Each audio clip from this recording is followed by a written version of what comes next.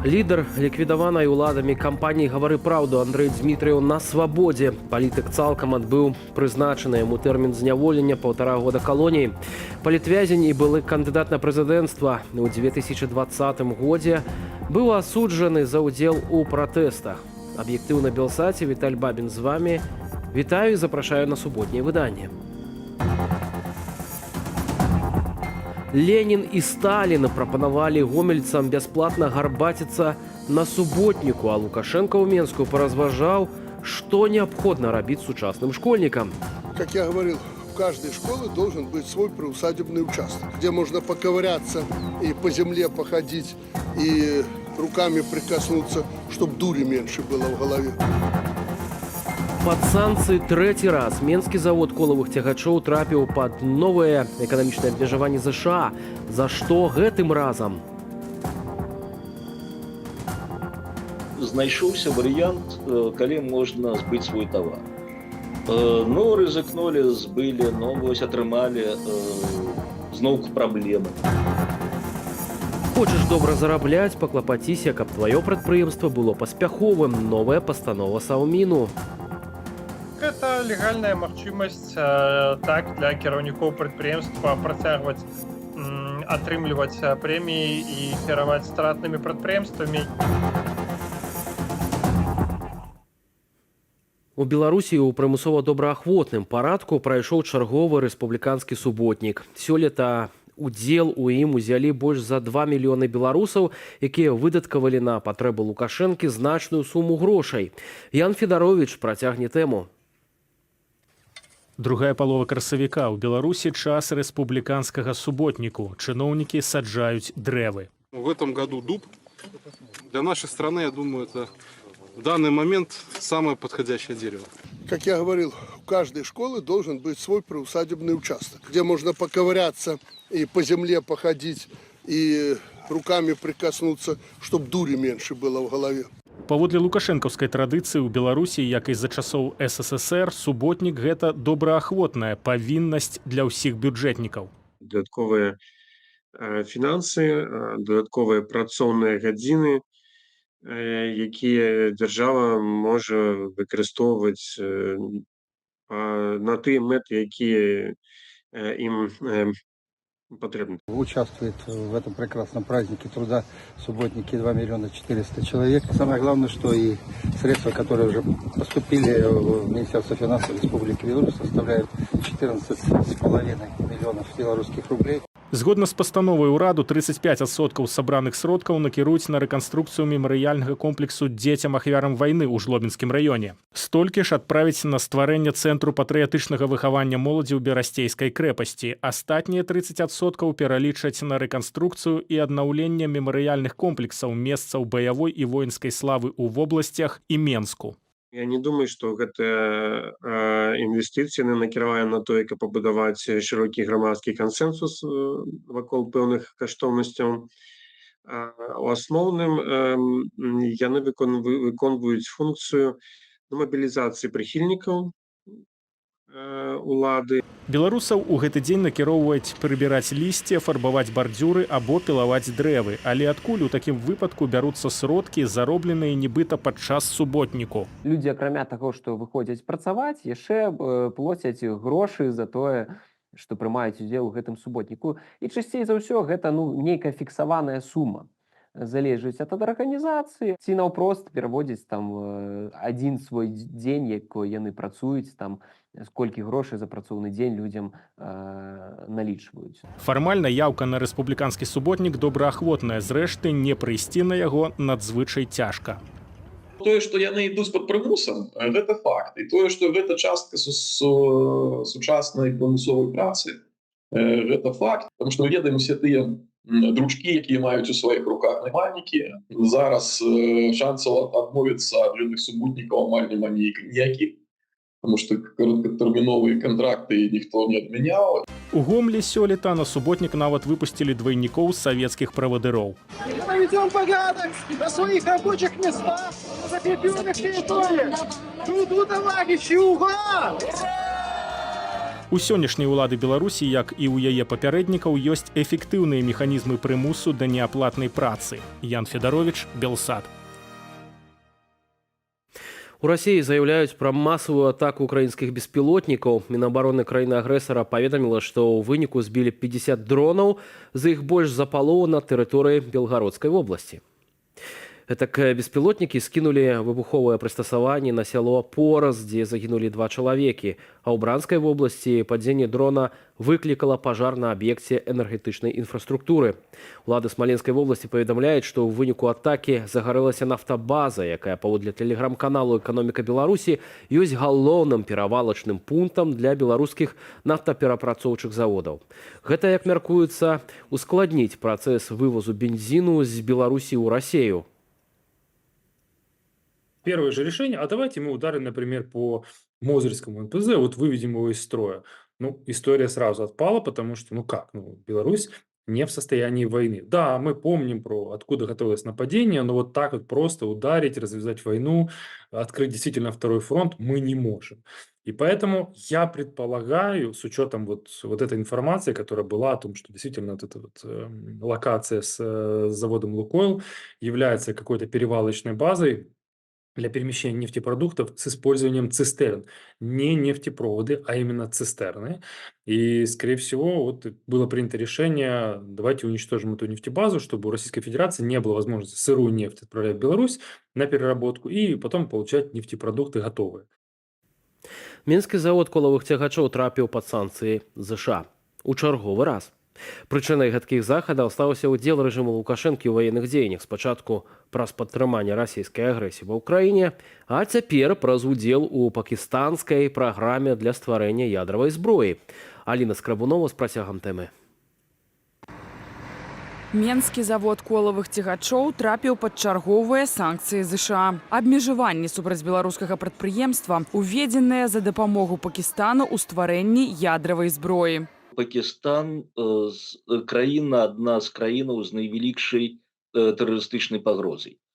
То бок існуе моцна адрозная ад нулю імавернасць, што і дзяржава пакістанская, і ўзброеныя сілы Пакістану трапяць пад кантроль тэрарыстычных групаў, тэрарыстычных радыкальных. У паведамленні дзяржаўнага дэпартаменту ЗША значыцца, што санкцыі, акрамя МЗКТ, уводзяцца яшчэ і супраць 3 кітайскіх кампаніяў. Усе яны абвінавачваюцца ў продажы Пакістану дэталяў для стварэння балістычных ракетаў вялікай далёкасці.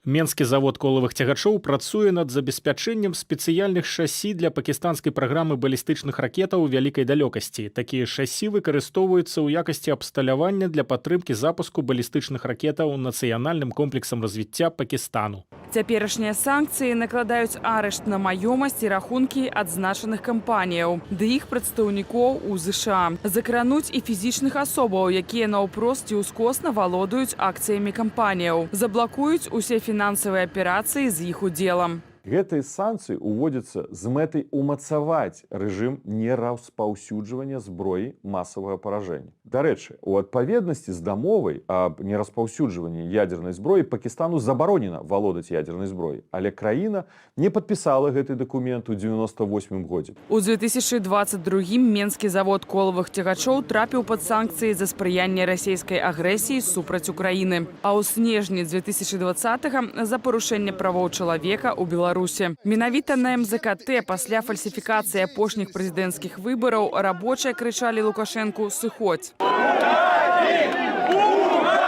У выніку эканамічных абмежаванняў захаду рэжым Лукашэнкі вымушаны быў шукаць новыя рынкі збыту прадукцыі дзяржаўных прадпрыемстваў. Ключевая цель сегодня – диверсификация экспорта. Все, что требуется от меня, для этого принимается незамедлительно. У выпадку Пакістану вялікіх дасягненняў не маем. Летась аб'ём экспарту з Беларусі ў Пакістан склаў толькі $21 мільён.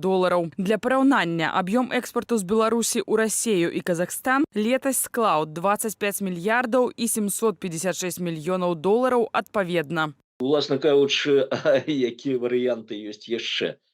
Знайшоўся варыянт, калі можна збыць свой тавар.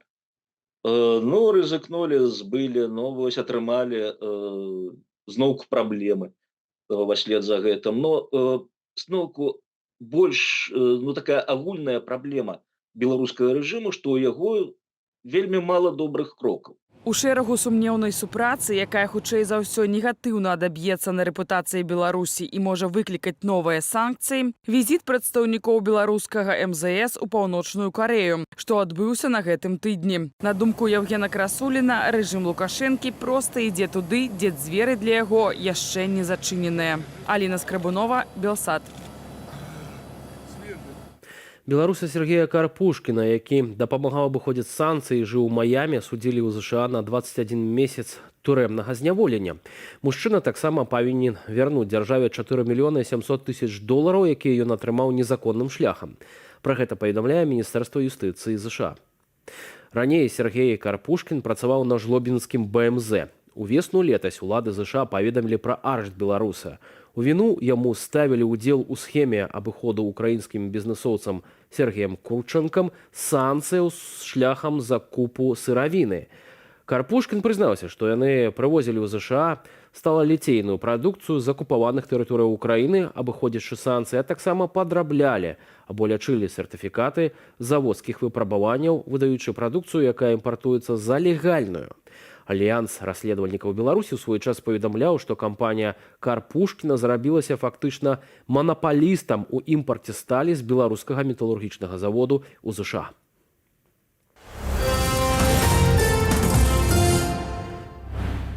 Заробкі дырэктароў канцэрнаў прывяжуць да вынікаў працы прадпрыемстваў, якія яны ўзначальваюць. Адпаведную пастанову прыняў Савет міністраў Беларусі. Але ў дакуменце шмат нестыковак. Ці зможа ён сапраўды матываваць кіраўнікоў працаваць лепш, разбіралася Кацярына Гардзеева. Нет результата, получай минимальную заработную плату.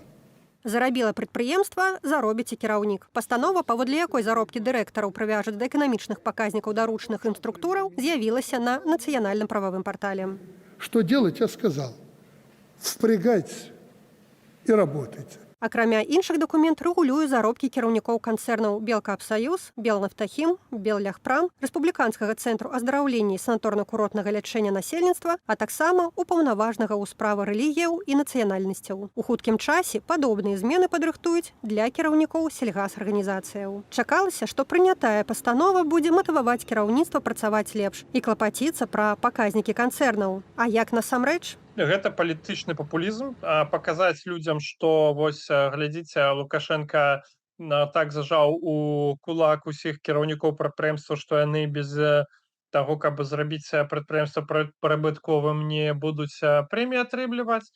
Ну і гэта легальная магчымасць так для кіраўнікоў прадпрыемства працягваць атрымліваць прэміі і кіраваць стратнымі прадпрыемствамі. Згодна з пастановою, тарыфная стаўка першага разраду, ад якой ідзе разлік заробку дырэктараў да іхніх намеснікаў, цяпер мусіць супадаць сярэднім паказнікам на прадпрыемстве. Але ў кантрольныя органы гэтую лічбу па-ранейшаму будзе падаваць сам кіраўнік.